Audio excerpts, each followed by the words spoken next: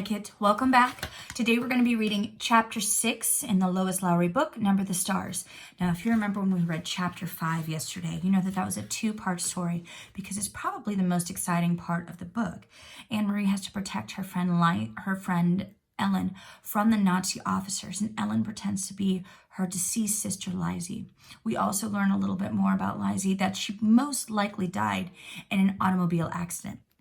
Today we're going to be reading the next chapter. Chapter 6, Is the Weather Good for Fishing? Now the title of this chapter is a trick, and I want you to listen carefully to see if you can infer what the trick is in our story. Chapter 6, Is the Weather Good for Fishing? We must think what to do, Papa said. They're suspicious now. To be honest, I thought that if they came here at all, and I hoped they wouldn't, that they would just glance around and see that we had no place to hide anyone and would go away.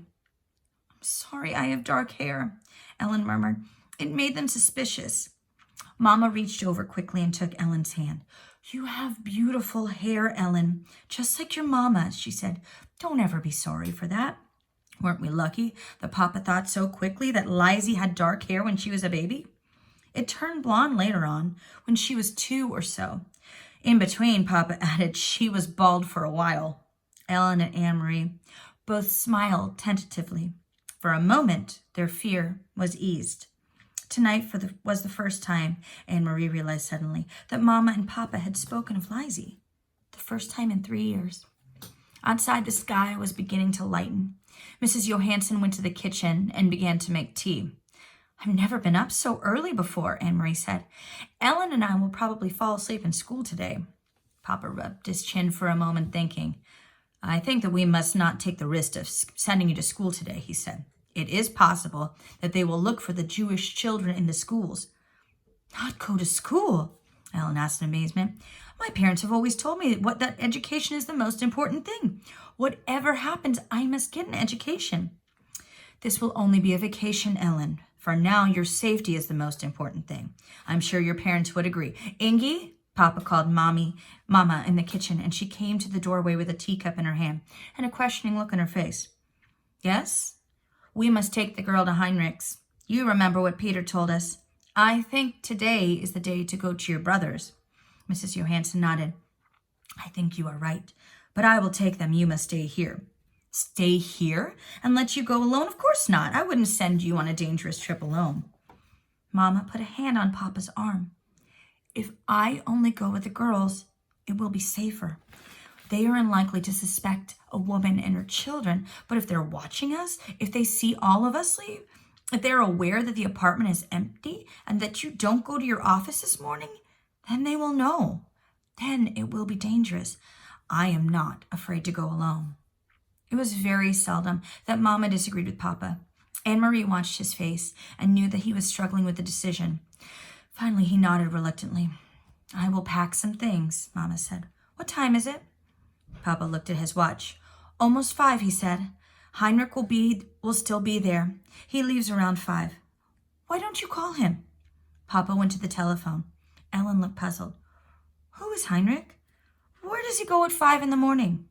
Anne-Marie laughed. He's my uncle, my mother's brother, and he's a fisherman. They leave very early, all the fishermen, each morning.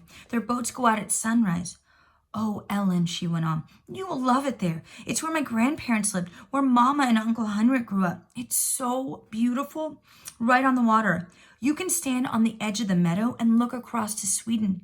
She listened while Papa spoke on the telephone to Uncle Heinrich, telling him that Mama and the children were coming for a visit. Ellen had gone to the bathroom and closed the door. Mama was still in the kitchen, so only Anne-Marie was listening. It was a very puzzling conversation. So, Heinrich, is the weather good for fishing? Papa asked cheerfully and listened briefly. Then he continued. I'm sending Ingy to you today with the children, and she will be bringing a carton of cigarettes. Yes, just one, he said after a moment. Anne-Marie couldn't hear Uncle Heinrich's words. But there are lots of cigarettes available in Copenhagen now, if you know where to look, he went on. And so there will be others coming to you as well, I'm sure. But that wasn't true. Anne-Marie was quite certain it wasn't true. Cigarettes were the thing that Papa missed, the way that Mama missed coffee. He complained often. He had complained only yesterday that there were no cigarettes in the stores. The men in his office, he said, making a face, smoked almost anything, sometimes dried weeds rolled in paper, and the smell was terrible. Why was Papa speaking that way? Almost as if he were speaking in code. What was Mama really taking to Uncle Heinrich? Then she knew. It was Ellen. The train ride along the Danish coast was very beautiful. Again and again, they could see the sea from the windows. Anne-Marie had made this trip often to visit her grandparents when they were alive, and later, when they were gone, to see the cheerful, suntanned, unmarried uncle whom she loved. But the trip was new to Ellen, who sat with her face pressed to the window, watching the lovely homes along the seaside, the small farms and villages. "Look," Anne-Marie exclaimed, and pointing to the opposite side, "that's Klampenborg and the deer park. Oh, I wish we could stop here just for a little while." Mama shook her head. "Not today," she said.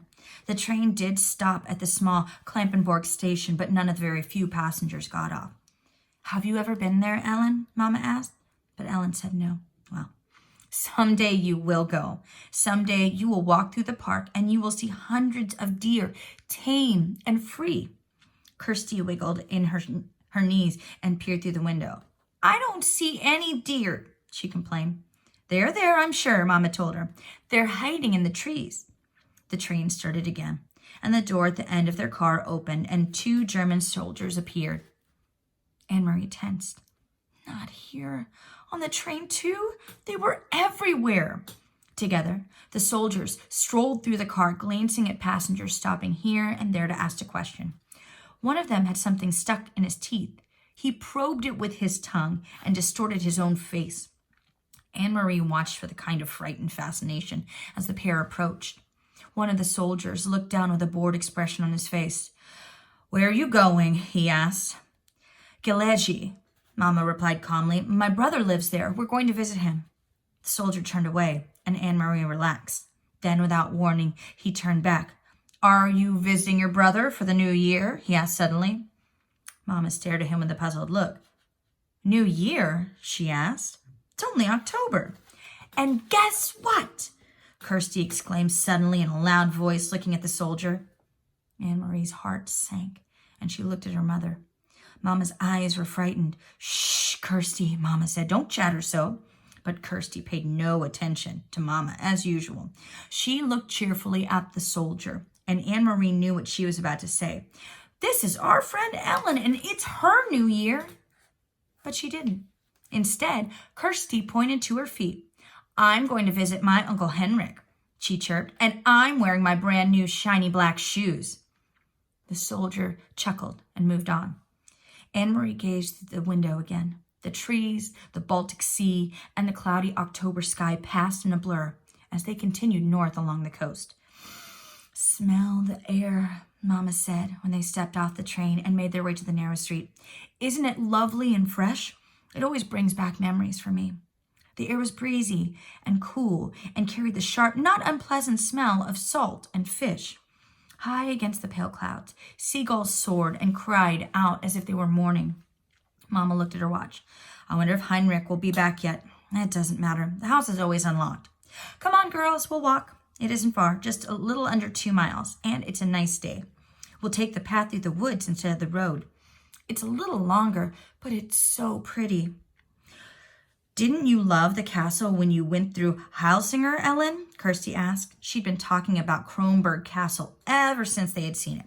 Sprawling, massive, and ancient beside the sea from the train.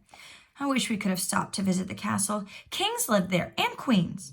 Anne-Marie sighed in exasperation with her little sister. "They do not," she said. "They did in the old days, but there aren't any kings there now. Denmark only has 1 king anyway, and he lives in Copenhagen."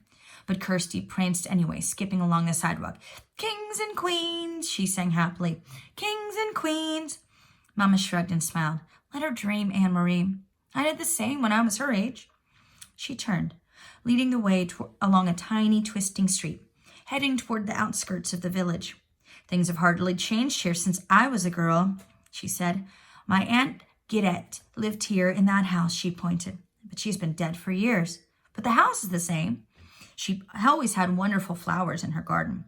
She peered over the low stone wall and looked at the few flowering bushes as they passed the house. Maybe they still do, but it's the wrong time of year. Maybe there's just those few chrysanthemums left. And see, over there, she pointed out, my best friend, her name was Elena, lived in that house. Sometimes I used to spend the night with her, but more often she came to my house on weekends. It was more fun to be in the country. My brother Heinrich always teased us, though, she continued with a chuckle. He told us ghost stories and scared us half to death. The sidewalk ended, and Mama turned onto a dirt path bordered by trees. When I walked each morning into town for school, she said, my dog followed me this far. At the end of the path, he turned and went back home. I guess he was a country dog and didn't like town. And you know what? She went on smiling. I had named him Trofast, faithful. And it was just the right name for him, because what a faithful dog he was. Every afternoon, he was always right here, waiting for me to return. He knew the right time somehow. Sometimes, as I come around this bend, even today, I feel as if I might come upon Trofast, waiting still, with his tail wagging. But the path was empty today. No people, no faithful dogs. Mama shifted the bag she was carrying from one hand to the other, and they walked on through the woods until the path opened up to a meadow dotted with cows. Here the path skirted the edge of the field, along a fence, and beyond it they could see the gray sea ruffled by wind. The breeze moved the high grass. At the end of the pasture, they entered the woods again, and Anne-Marie knew they would soon be there. Uncle Heinrich's house was in the clearing beyond these woods. Do you mind if I run ahead? She asked suddenly. I want to be the first to see the house. Go on, Mama told her. Run ahead and tell the house we've come home. Then she put her arm around Ellen's shoulders and added, say that we brought a friend. And that is chapter 6. Is the weather good for fishing? Now, what do you think that chapter means when Papa asks Heinrich, is the weather good for fishing? Do you think that that might be a special code? Before we read chapter 7 tomorrow, I'd like you to use your inferencing skills to make a guess about what it means when he asks Uncle Heinrich, is the weather good for fishing? All right, kids, thanks so much. I'll see you tomorrow.